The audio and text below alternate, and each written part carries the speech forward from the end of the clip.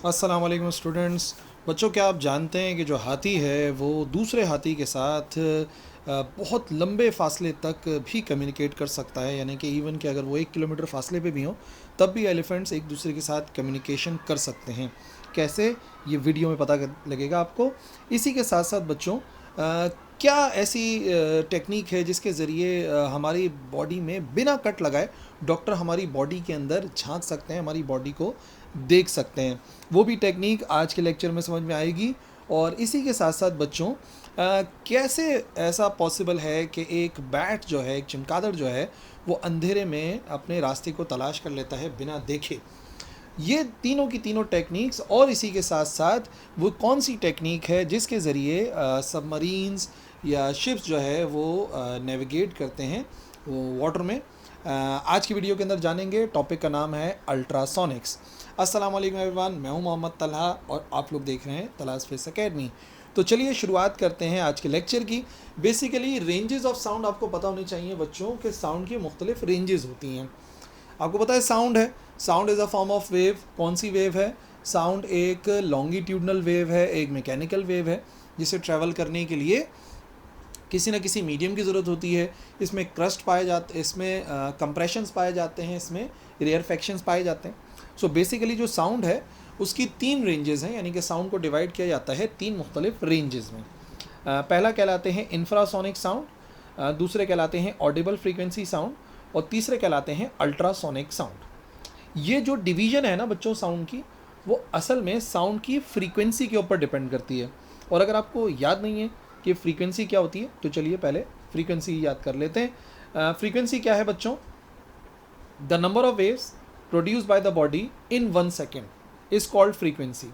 देखो, जो भी कोई बॉडी है जो कि वेव को प्रोड्यूस कर रही है, कोई वाइब्रेटिंग बॉडी है, तो वो कितनी वेव्स को प्रोड्यूस कर रही है 1 सेकेंड में। 1 सेकेंड में वेव्स के बनने की तादाद, या फॉर एग्जांपल किसी पॉइंट से 1 सेकेंड में कितनी वेव्स गुजर रही हैं, तो वो जो वेव्स के गुजरने की तादाद होती है ना 1 सेकेंड के अंदर, उसे कहते हैं फ्रीक्वेंसी। ठीक है। और ये जो फ्रीक्वेंसी है बच्चों, इसको मेजर किया जाता है हर्ट्स में, या वेव्स पर सेकंड, या साइकिल्स पर सेकंड, लेकिन ज़्यादा बेहतर यूनिट जो है वो हर्ट्स है। तो आपने हर्ट्स को याद रखना है, HZ से इसको जाहिर करते हैं। मिसाल के तौर पे ये बहुत सारी वेव्स आपके सामने बनती हुई नज़र आ रही हैं। और एक काम कर लेते हैं, मैं आपको टाइम बताता हूँ। ये जो है वो जब इतनी वेव्स बन चुकी होती हैं जब 0.5 सेकंड गुजरते हैं, इतनी वेव्स गुजर चुकी होती हैं जब 1 सेकंड गुजरते हैं, फिर इतनी वेव्स बन चुकी होती हैं जब 1.5 सेकंड्स गुजरते हैं। तो इस वेव की फ्रीक्वेंसी क्या होगी? तो मैंने आपको बताया फ्रीक्वेंसी से मुराद वो वेव्स हैं जो कि 1 सेकंड में बनती हैं। तो इसका मतलब यहाँ से लेकर यहाँ तक के जो वेव्स की तादाद है, यानी कि एक क्रस्ट और एक ट्रफ एक वेव, एक क्रस्ट और एक ट्रफ एक वेव, एक क्रस्ट और एक ट्रफ एक वेव, यानी कि टोटल यहाँ पर अगर आप नोटिस करोगे तो 1 सेकंड में वेव्स की तादाद है 3। तो इसका मतलब ये जो वेव आपके सामने मैंने बनाई है, इसकी फ्रीक्वेंसी जो है वो है 3 हर्ट्स के बराबर। सही ना? 3 वेव्स पर सेकेंड, 3 साइकिल्स पर सेकेंड, या आप इसको कह सकते हैं इन सिंपल वर्ड्स 3 हर्ट्स। ठीक है, क्लियर होगी बात फ्रीक्वेंसी वाली? अच्छा, और इससे ज़्यादा डिटेल चाहिए तो फ्रीक्वेंसी वाले लेक्चर में जाके आप देख सकते हो, चैप्टर नंबर 10 के लेक्चर में अपलोडेड है। अच्छा जी, अब पहली जो रेंज मैंने आपको बताई थी उसका नाम था इंफ्रासोनिक साउंड। क्या होता है इंफ्रासोनिक साउंड? बच्चों, ये वो साउंड है जिसकी फ्रीक्वेंसी 20 हर्ट्ज से कम होती है। आपको समझ में आ गया ना, हर्ट्ज से क्या मुराद थी? हर्ट्ज से मुराद थी कि कितनी वेव्स बन रही हैं 1 सेकंड में। तो 20 हर्ट्ज का मतलब 20 फ्रीक्वेंसी, 20 जो है वो वेव्स बन रही हैं 1 सेकंड के अंदर। अब यहाँ पर तो क्लियरली लिखा हुआ है वो साउंड जिनकी फ्रीक्वेंसी 20 हर्ट्ज से कम होती है। यानी कि अगर कोई वाइब्रेटिंग बॉडी वेव्स प्रोड्यूस कर रही है और वो वेव्स 1 सेकंड में 20 से कम बन रही हैं, तो ऐसी जो साउंड होते हैं उन्हें कहते हैं इंफ्रासोनिक साउंड। ठीक है, जिनकी फ्रीक्वेंसी 20 हर्ट्ज से कम होती है। और वैसे एक बात बताऊँ आप लोगों को, ये इंतहाई भारी आवाज़ें होती हैं। मतलब हमें सुनाई तो नहीं देंगी, इंसान को तो नहीं सुनाई देती, लेकिन बहुत ही भारी आवाज़ होंगी, क्योंकि 20 हर्ट्ज हम सुन सकते हैं, वो इंतहाई भारी आवाज़ होती है, जैसे बादलों के गरजना वगैरह। तो इंफ्रासोनिक की फ्रीक्वेंसी तो उससे भी कम है। इसका मतलब ये काफ़ी ज़्यादा भारी, यानी कि ग्रेव साउंड होते होंगे, पर इंसान नहीं सुन सकता। मिसाल के तौर पे एलिफेंट्स इस्तेमाल करते हैं इंफ्रासोनिक साउंड को कम्युनिकेट करने के लिए एक दूसरे के साथ ओवर लॉन्ग डिस्टेंस, जो कि हमारे वीडियो के शुरू की बात थी। तो बच्चों वो इंफ्रासोनिक साउंड होता है जिसके ज़रिए एलिफेंट्स कम्युनिकेट कर लेते हैं दूसरे एलिफेंट से किलोमीटर के फासले पर भी। और याद रखिए हमें इंसानों को सुनाई नहीं देगा कि एलिफेंट एक दूसरे के साथ कम्युनिकेट कर रहे हैं, क्योंकि ये जो फ्रीक्वेंसी है ये इंसान नहीं सुन सकते, ये फ्रीक्वेंसी 20 हर्ट्ज से कम है। अच्छा, अर्थक्वेक जिस साउंड की वजह से प्रोड्यूस होता है वो होता है, ठीक है, वो भी इंफ्रासोनिक होता है, या वोल्केनिक एरप्शंस होते हैं, वो भी जो है वो इंफ्रासोनिक साउंड है। ये इंसान को सुनाई नहीं देते, मुख्तलिफ जानवर सुन लेते हैं। यही वजह है कि जब भी अर्थक्वेक आ रहा होता है तो उससे कुछ सेकंड्स पहले जो है वो पता लग जाता है जानवरों को, क्योंकि उनको वो साउंड जो है वो सुनाई दे जाता है अर्थक्वेक का या वोल्केनिक एरप्शंस का। इसी के साथ साथ सब वूफर्स जो होम थिएटर सिस्टम के अंदर डिज़ाइन किए जाते हैं लो फ्रीक्वेंसी साउंड को प्रोड्यूस करने के लिए। जैसे मिसाल के तौर पर अगर आप कोई हॉरर मूवी देखने के लिए जाते हैं तो एक इंफ्रासोनिक साउंड जो है वो प्रोड्यूस कर रहे होते हैं लगातार। अब हमें सुनाई तो नहीं दे रहा होता, लेकिन एक घबराहट सी जो है वो, यानी कि एक हलचल सी प्रोड्यूस करते हैं सब वूफर्स जो कि लो फ्रीक्वेंसी साउंड प्रोड्यूस करते हैं। ठीक है, ये पहली रेंज है इंफ्रासोनिक साउंड। ये वो साउंड है जिनकी फ्रीक्वेंसी 20 हर्ट्ज से कम है, यानी कि इसमें जो वेव्स बनती हैं एक सेकंड के अंदर उनकी तादाद 20 से कम होती है। अच्छा, दूसरी ऑडिबल फ्रीक्वेंसी रेंज, उर्दू में कहते हैं काबिल समात हद, यानी कि वो हद है साउंड की जो इंसान सुन सकता है, ऑडिबल है उसके लिए। The sound having frequencies 20 hertz to 20,000 hertz are called audible frequency sound. इन साउंड की फ्रीक्वेंसी 20 हर्ट्ज से लेके 20,000 हर्ट्ज के दरमियान में होती है। और क्यों इन्हें कहते हैं ऑडिबल फ्रीक्वेंसी रेंज?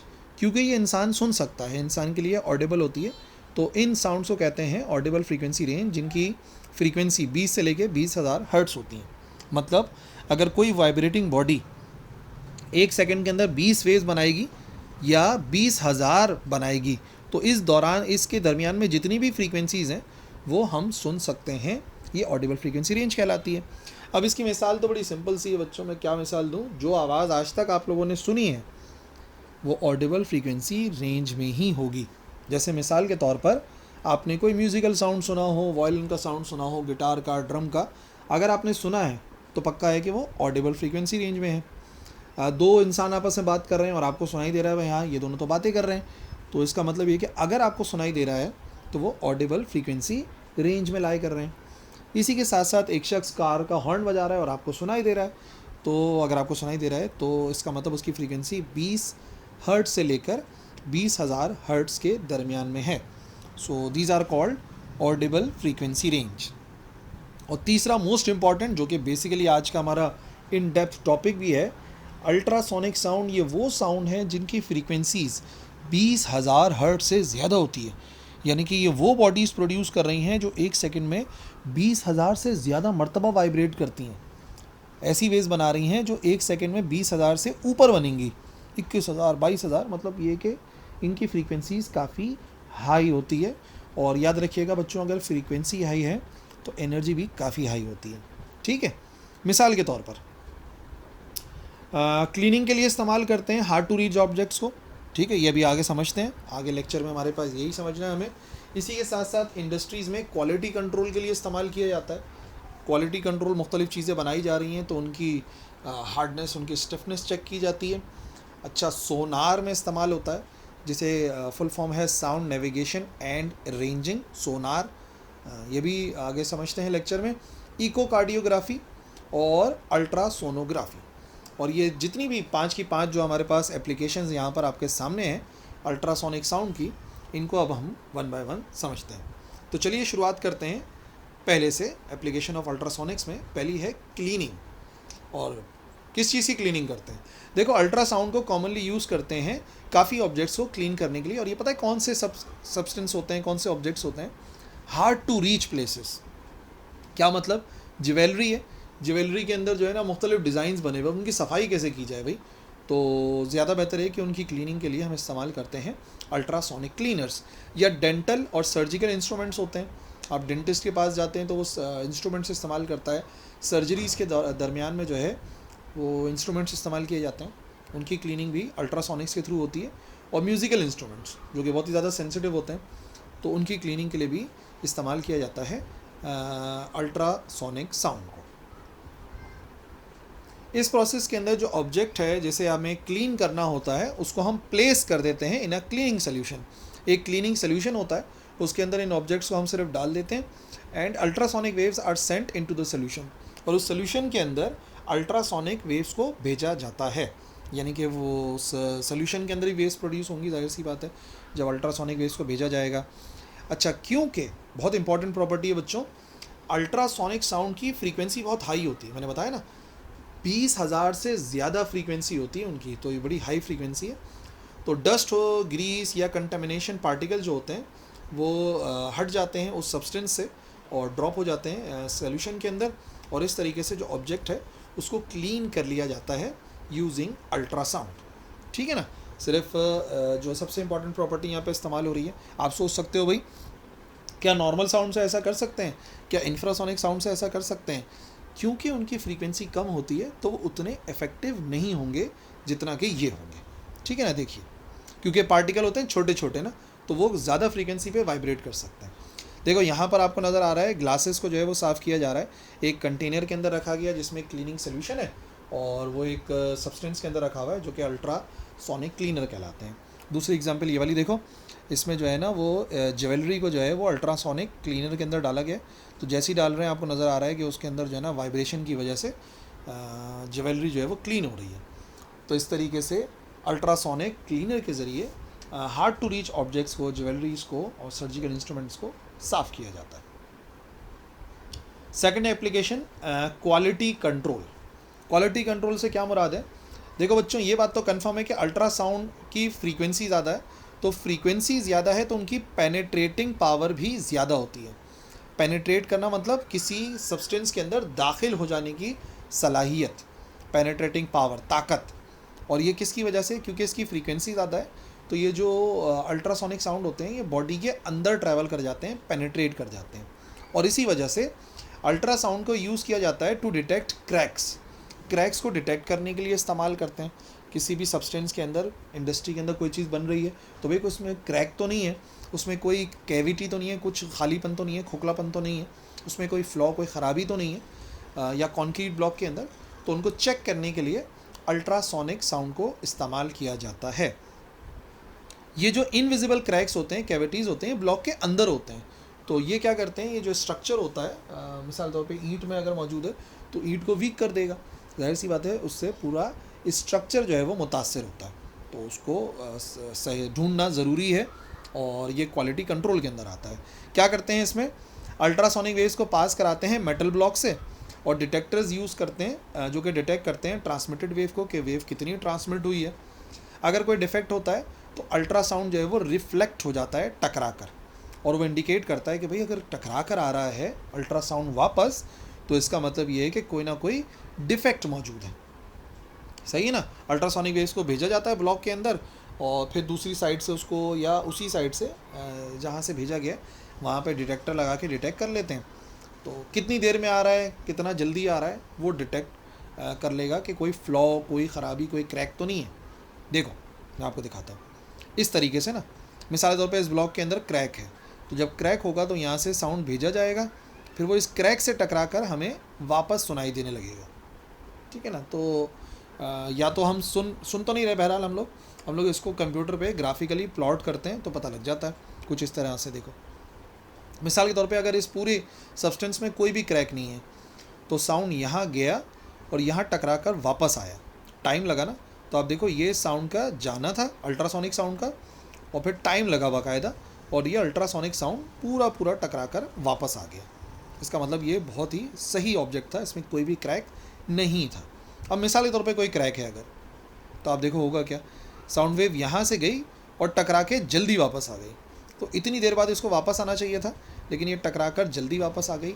इसका मतलब ये हुआ कि दरमियान में कोई ख़राबी है, दरमियान में कोई कैविटी है, दरमियान में कोई क्रैक है। तो इस तरीके से उसको जो है वो ग्राफ के ऊपर, एक कंप्यूटर के ऊपर देखकर अंदाज़ा लगा लिया जाता है, पता लगा लिया जाता है कि उस सब्सटेंस में की क्वालिटी सही है या नहीं है।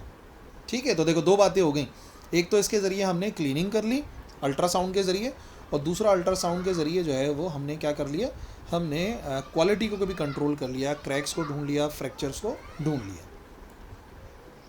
तीसरा है सोनार, जिसकी फुल फॉर्म होती है sound navigation and ranging. SO से आ गया SO और NA आ गया नेविगेशन, और एंड रेंजिंग की जगह A और R आ गया, तो साउंड नेविगेशन एंड रेंजिंग, और इसकी शॉर्ट फॉर्म होती है सोनार। सोनार एक्सटेंसिवली इस्तेमाल होता है, यानी कि बहुत ज़्यादा इस्तेमाल होता है मरीन एप्लीकेशंस में, पानी में, जैसे मैंने आपको दिखाया था ना, शिप और सबमरीन थी, वहाँ पे बहुत इस्तेमाल होता है। Due to their high frequency, मैंने आपको बता दिया अल्ट्रासाउंड की फ्रीक्वेंसी 20,000 हर्ट्ज से ज़्यादा होती है, तो अल्ट्रासाउंड काफ़ी दूर तक भी ट्रैवल कर सकते हैं हाई एनर्जी हाई फ्रीक्वेंसी की वजह से। तो इस मेथड के अंदर एक ट्रांसमीटर होता है जिससे सिग्नल निकलते हैं, अल्ट्रासाउंड के सिग्नल निकलते हैं, और टाइम को मेजर करते हैं टकरा कर वापस आने के, कि भाई साउंड गया, टकरा कर वापस आया तो कितनी देर में वापस आया, और कितनी देर में वापस आया सोर्स के पास, तो पता लग जाएगा कि हाँ भाई कोई चीज़ करीब है या नहीं है। सिर्फ टाइम को नोट करते हैं, ऑटोमेटिकली पता लग जाता है। तो जो पोजीशन होती है ऑब्जेक्ट की वो आइडेंटिफाई हो जाती है, उसकी मूवमेंट को भी ट्रैक कर सकते हैं। इस टेक्निक से पता है क्या करते हैं, सी बेड की डेप्थ को नाप लेते हैं कि भाई जो समंदर है वो कितना गहरा है, लोकेट कर लेते हैं, ट्रैक कर लेते हैं सबमरीन्स को, या लोकेट कर लेते हैं एक्सप्लोजिव माइंस जो कि पानी की सरफेस के नीचे होती हैं। एक्सप्लोजिव माइन मतलब बम वगैरह लगा दिया अगर कोई वाटर के अंदर, तो वो भी ये डिटेक्ट कर सकता है सोनार। देखो इस तरीके से जो साउंड टकरा कर आएगा ना समंदर की सतह से, वो ज़्यादा सुनाई देगा और उसे ज़्यादा टाइम लगेगा। कितना टाइम लगेगा उसके ज़रिए हम प्रॉब्लम को सॉल्व कर लेते हैं। देखो हमें फार्मूला पता है, S बराबर होता है VT के, डिस्टेंस बराबर होता है वेलोसिटी इनटू टाइम के। तो जिस स्पीड के साथ वेव ट्रैवल कर रही है वो स्पीड हमें पता होगी कि भाई सी वाटर है या वाटर है, तो उसके अंदर साउंड कितनी स्पीड से ट्रैवल करता है। हम सिर्फ टाइम नोट करते हैं कि भाई कितनी देर लगी इसको टकरा कर वापस आने में, उससे फिर आपको पता लग जाएगा कि वेव ने कितना डिस्टेंस ट्रैवल करा। और अगर आपको लेंथ ऑफ सी बेड पता करनी है तो सीधा सीधा काम ये करेंगे कि जो टोटल डिस्टेंस होगा उसको डिवाइड करा देंगे 2 से, क्योंकि साउंड का जाना और आना होता है। सही है, ये काम कंप्यूटर ही कर देता है, रडार के ऊपर नज़र आ जाता है। और फिर कोई छोटी मोटी चीज़ होती है तो उससे टकरा कर कम वेव आती है, तो पता लग जाता है भाई जो ऑब्जेक्ट है वो उसके लिहाज से छोटा है। ठीक है ना। इसी के साथ साथ ऐसा भी हो सकता है कोई सबमरीन है, यहाँ से वेव गई, टकरा कर वापस आई, तो फिर वही बात है, टकरा कर वापस आई है, कितना फासला तय हुआ, स्पीड हमें पता थी, मल्टीप्लाई करा देंगे टाइम से, तो वेव के जाने और आने का डिस्टेंस आ जाएगा। पर हमें तो सिर्फ ये वाला फासला चाहिए ना, ये वाला, तो जो इसके दरमियान की लेंथ है उसके लिए हम क्या करते हैं, S को डिवाइड बाय 2 कर देते हैं, और बाहर ये रडार के ऊपर नज़र आता है। ये तो मैं आपको बता रहा हूँ कि जो हम न्यूमेरिकली सॉल्व करते हैं तो इस तरीके से काम करते हैं। ठीक है, तो इस तरीके से सोनार भी अल्ट्रासोनिक वेव्स को इस्तेमाल करते हैं। फिर एक और टेक्निक है इकोकार्डियोग्राफी। ये पेनलेस और नॉन इन्वेसिव, कुछ भी दाखिल नहीं करते बॉडी के अंदर, और जो है वो बॉडी की इमेज बना लेते हैं। ट्रांसमीटर सेंड करता है pulses of very high frequency, कौन सी, अल्ट्रासोनिक साउंड ट्रांसमीटर होता है, और जो ट्रांसड्यूसर होता है उसको पोजीशन करते हैं चेस्ट पर, स्पेसिफिक लोकेशंस पर, एंगल्स पर। जो समझ लो सेंसर लगा हुआ होता है वो मुख्तलिफ पोजीशन पर लगता है चेस्ट के इंसान की ना। जो पल्सेस होती हैं वो मूव करती हैं स्किन से और बॉडी के मुख्तलिफ टिश्यूज़ से, हार्ट के टिश्यूज़ से, और फिर टकरा कर वापस आती हैं तो हमें एको मिल जाता है हार्ट का। याद रखना, एको हो रहा है, वेव टकरा कर वापस आ रही है। कार्डियो शो करता है किस चीज़ को, हार्ट को, और ग्राफी मतलब जो इमेज बनता है ना, पिक्चर बन जाती है, इस वजह से उसको कहते हैं इकोकार्डियोग्राफी। जो पल्सेस ट्रांसमिट होती हैं वो फिर जाती हैं कंप्यूटर पे, कंप्यूटर जो है वो उसके इमेजेस बना देता है, जिससे हमें हार्ट की वॉल्स और वॉल्व्स का अंदाज़ा हो जाता है। और जो इमेज बनता है, MCQ के लिए इंपॉर्टेंट बात है, उसे कहते हैं इकोकार्डियोग्राम। देखो ऐसे होता है, ये साउंड ये ट्रैवल कर रहा है इस तरीके से, टकरा कर वापस आएगा, तो इस तरीके से हमें जो है ना हार्ट के एक वो नज़र आती रहेगी, शेप नज़र आती रहेगी, जो कि उसके दीवारों की है, वॉल्स की है, और जो वॉल्व लगे हुए होते हैं उसकी है। आमतौर पे देखो ऐसा होता है, कंपेयर करो अगर हार्ट में वॉल्स और दीवारें ऐसी होती हैं तो इस तरीके का एक हमें इकोकार्डियोग्राम नज़र आ जाता है। हम इतना डेप्थ में नहीं, लेकिन एक मैंने बोला पिक्चर आपको पता हो कि इकोकार्डियोग्राम कैसा होता है, और इस तरीके से जो है वो हम अल्ट्रासोनिक वेव्स को इस्तेमाल करते हैं। ठीक है। अब आखिरी एप्लीकेशन क्या है? आखिरी एप्लीकेशन को कहते हैं अल्ट्रासोनोग्राफी। अल्ट्रासोनोग्राफी एक टेक्निक है जिसमें इंस्ट्रूमेंट इस्तेमाल करते हैं, उसे कहते हैं अल्ट्रासाउंड स्कैनर। ये स्कैनर हाई फ्रीक्वेंसी वेव्स को इस्तेमाल करता है, कौन सी? अल्ट्रासाउंड की। और आम तौर पे इसको हम एग्ज़ामिन कर लेते हैं बॉडी के इंटरनल ऑर्गन्स को देखने के लिए, एग्ज़ामिन करने के लिए, या प्रेगनेंसी के दौरान जो फीटस होता है उसको भी एग्ज़ामिन किया जा सकता है। अच्छा, कौन करता है ये? एक सोनोलॉजिस्ट होता है, वो ऑर्गन्स को विजुअलाइज करता है, पेशेंट के लिवर, गॉल ब्लैडर, यूट्रस या किडनी को, और डॉक्टर फिर जो है वो एबनॉर्मलिटी तलाश कर लेता है कि हाँ भाई कोई एबनॉर्मलिटी है, स्टोन्स हैं गॉल ब्लैडर में, किडनी है, ट्यूमर है, या मुख्तलिफ ऑर्गन के अंदर कोई ख़राबी तो नहीं है। अच्छा, इस टेक्निक के अंदर साउंड वेव्स पेनिट्रेट करती हैं बॉडी में और एक बाउंड्री को हिट करती हैं बिटवीन टिश्यूज़, यानी कि फ्लूइड और सॉफ्ट टिश्यूज़, बोन्स और सॉफ्ट टिश्यूज़ के दरमियान में, और टकरा कर वापस आती हैं। अब आपको एक बात तो पता है ना, जो टिश्यू हैं उनकी डेंसिटी मुख्तलिफ होती है, ठीक है, हड्डियों की डेंसिटी मुख्तलिफ होती है, तो मुख्तलिफ डेंसिटी से टकरा कर साउंड दोबारा से आता है, जैसे कि हर्ट वाले केस में आ रहा था, यहाँ पर मुख्तलिफ ऑर्गन से आ रहा है। तो इकोकार्डियोग्राफी जो है ना बच्चों, हार्ट के लिए करते हैं, और अल्ट्रासोनोग्राफी जो है वो बाकी ऑर्गन्स के लिए की जाती है। तो इस्तेमाल वही कर रहे हैं, हाई फ्रीक्वेंसी अल्ट्रासोनिक वेव्स, इस तरीके से होता है। देखो, ट्रांसड्यूसर है, यहाँ से जाके वेव जा रही हैं, जाने के बाद टकरा कर जब दोबारा से आएंगी, फिर वो कंप्यूटर को सिग्नल जाता है, तो कंप्यूटर इस तरीके से हमें एक सोनोग्राम दिखाता है, और आपको जो पिक्चर में नज़र आ रहा है वो एक एब्डोमेन का अल्ट्रासाउंड किया जा रहा है। इस तरीके से मुख्तलिफ पोजीशंस पर टकरा कर एक हमें अल्ट्रासाउंड नज़र आता है। बेसिकली जो अल्ट्रासाउंड कहलाता है ना, आमतौर पे आपने मेडिसिन में सुना होगा, लैब्स वगैरह में सुना होगा, वो इसी किस्म की एक एप्लीकेशन होती है। ठीक है जी। सो बच्चों, ये था आज का हमारा लेक्चर अबाउट हमारी अल्ट्रासोनिक्स, जहाँ हमने सोनार को देखा, जहाँ हमने क्लेंजिंग को देखा, क्लेंजिंग किस तरीके से हो रही है। सो बेसिकली आज का जो हमारा पूरा लेक्चर था वो था इस हवाले से कि हमें समझ में आ जाए कि अल्ट्रासोनिक्स क्या होती हैं, और अगर आपको समझ में आ गई हैं तो बिल्कुल आप जो है वो कमेंट सेक्शन के अंदर लिखिए, और अगर कोई कन्फ्यूजन है तो वो भी लिखिएगा, मैं ज़रूर रिप्लाई करूँगा। That's all for this video. अल्लाह हाफ़िज़।